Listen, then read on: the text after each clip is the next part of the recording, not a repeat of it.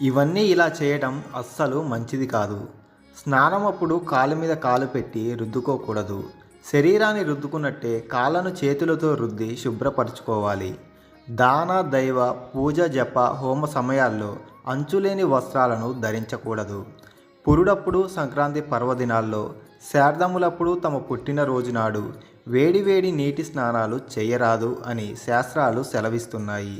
స్త్రీలు వాడిన దుస్తులు పురుషులు వాడిన దుస్తులు స్త్రీలు వాడకూడదు. వారు భార్యాభర్తలైనా సరే. కంచు పాత్రలో పాలు కొబ్బరి వంటివి తీసుకోకూడదు. ఆదివారం నాడు ఉసిరికాయ పచ్చడి తినరాదు. భోజనమప్పుడు నేతిని పదార్థములపై కాకుండా వేడి చెయ్యరాదు.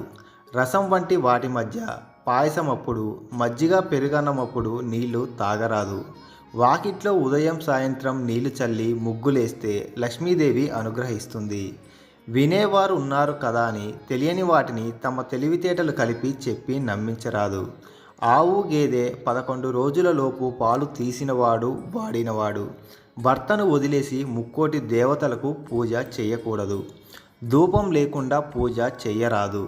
ఆలయంలో ప్రదక్షిణలు చేసేటప్పుడు గర్భాలయం వెనుక భాగాన్ని తాకరాదు. భోజనం తర్వాత చేతిని నాకరాదు. అన్నము ఉడికేటప్పుడు మౌనంగా ఉండాలి. చేతికి ఒక గాజు మాత్రమే ధరించకూడదు. ఉండవలసిన ఆభరణాలు అనగా ముక్కుకి చెవులకి మెడలో ఏమీ లేకుండా భర్తకు ఇతర స్త్రీలకు కనిపించకూడదు. ఫ్రెండ్స్, మరి ఈ వీడియోని లైక్ చేసి ఇలాంటి మరిన్ని వీడియోల కోసం ఛానల్ సబ్స్క్రైబ్ చేసుకోండి. Thanks for watching.